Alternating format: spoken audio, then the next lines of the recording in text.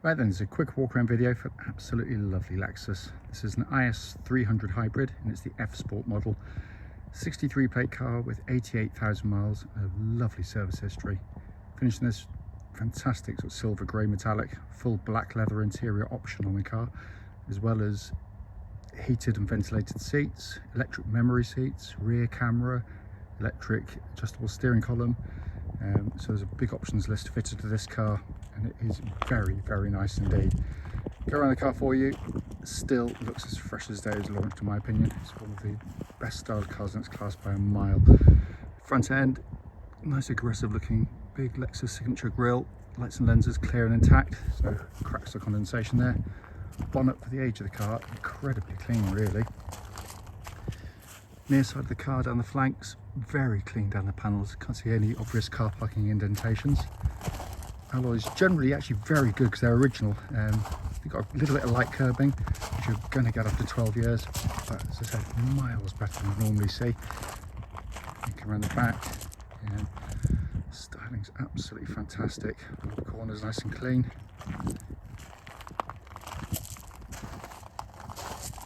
That's the offside, driver's side of the car. Again, very, very smooth down there. There's nothing that jumps out to me at all.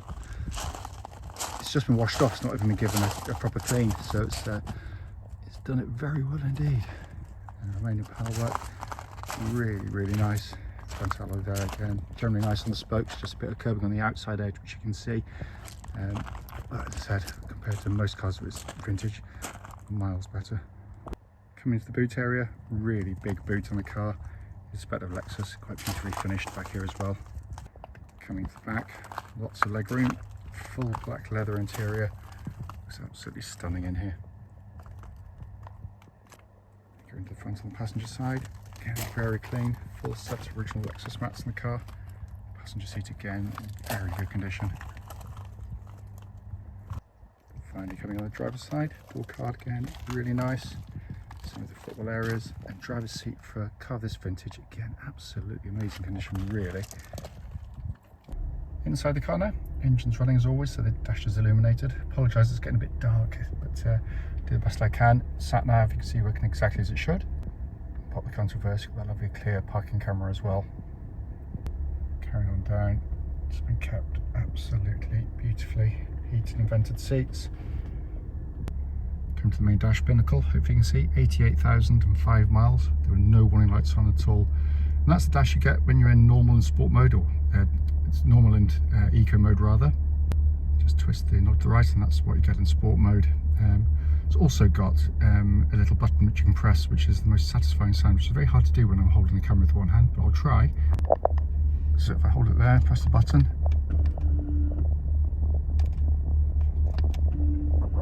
anyone who's watched Star Trek will know exactly what I mean. That really is a fabulous car, this one. Finally, just to show you, owner's manual pack and locking light key, all home present with the car. Right then, this is a quick road test, and this is for a Lexus IS300 hybrid, and it's the F Sport model.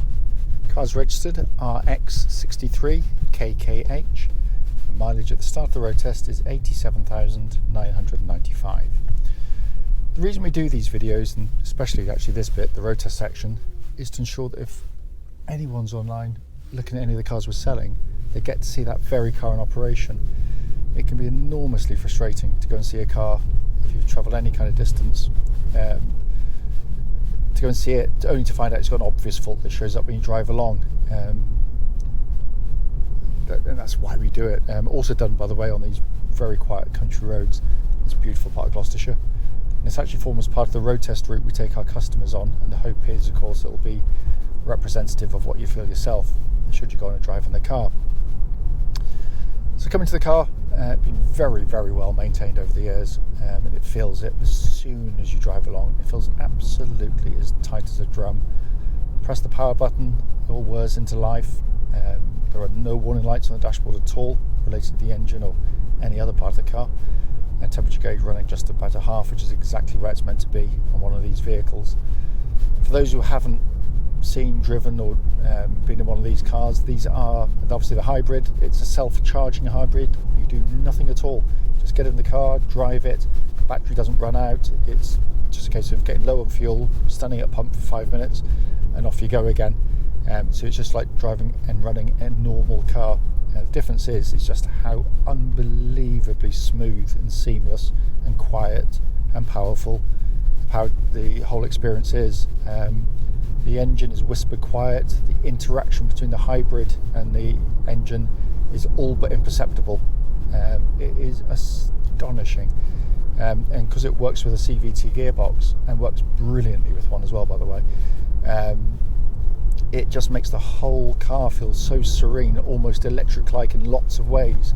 You don't get any of that kind of jolting that you get with a lot of their competitors, where indecision in the gearbox or the engine's a bit gruff. You put your foot down there and it's in the background, but it's so muted.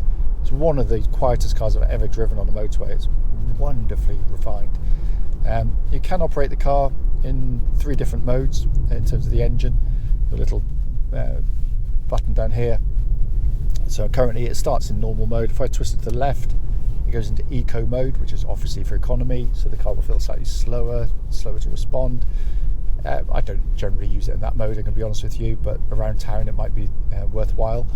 Push the button down, it goes back into normal, or twist it to the right, suddenly your rev counters have magically appeared on the dashboard, and you can feel a discernible difference. The throttle response, the urgency is immediately apparent. It's really keen to go. I've owned numerous of these, spent 99% of my time in normal mode. It's perfectly happy in all of that, and I am anyway. It's just a really nice mode to drive in. Coming to the steering and chassis, rear wheel drive chassis, so it means that the steering, you've got to be a pretty lousy manufacturer to mess up steering if you've got a rear drive chassis.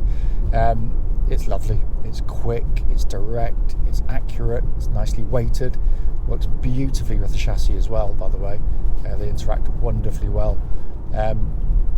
No vibrations at this speed or any speed up to the legal limit, and it tracks absolutely dead straight as well. The chassis gives you a well-judged ride. It's comfortable. Most of the time only the sharpest ridges will be evident, but when you do go through corners like this one here, turn in, hardly have to turn the wheel at all.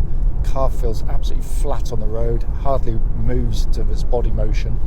It's just epically capable through the corners.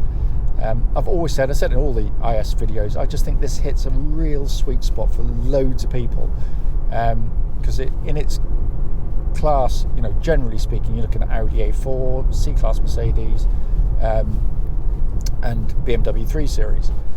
The Mercedes and A-Class, A4s rather, to me at least, they're comfortable, but that's it. They're not particularly engaging. The BMW 3 Series, if you want an out-and-out sports saloon, is still the best. There's no two ways about it. Even though here I am driving a Lexus, I'm happy to say that. In terms of the ultimate chassis responses you'll get. However, the flip side is when you're not in the mood, it's much more jarring. For too much so for me. If you're in the mood, this gives you 99% of what the BMW gives, but is much more settled at all other times. And for me, that's more important, but not for everybody. I totally understand that. Incidentally, absolutely no creaks, clonks, rattles, anything from underneath the car. It's tight as a drum. And same with the brakes. The brake pedal's fantastic. There's no pulsing, no vibrations coming back through the brake pedal. So all in very good order. Worth pointing out, this will all be checked. It'll be having an independent MOT placed upon it very soon. So let's say that will all be checked anyway. And then finally coming inside, and welcome to the world of Lexus build quality, because these are beautifully put together cars. Also a fantastic design, I have to say. Lots of cars you get into, they all feel pretty much the same sort of design, dashes and centre stacks. This is, you're in something quite special. A, the build quality is amazing. Secondly, the detailing in the car, things like the analog clock which illuminates at night, the labelling on the dash and the switchgear is beautifully done. All of the controls have that lovely high quality Japanese feel to them. Sat nav mounted nice and high, and this is a very highly equipped IS, as you probably know, on the F Sport range. But you've got the sat nav there working perfectly with the rear camera. Down below that, you've got a dual zone climate control system, so you can have different temperatures on either side if you really want to. And that pumps out lovely cold air, by the way. We checked that in a nice warm workshop earlier on. Then down here we've got heated and ventilated seats, again an option on the car because it's got the full leather with electric memory settings, and it feels very special. You sit in the car, it does feel cockpit like, it's not just sales blurb, it really does feel that way. And in front, this wonderful dash design, it's so simple, so easy in the eye, so beautifully laid out. It's a very special car, really special car in lots of ways, and in terms of driving it, cannot fault it at all.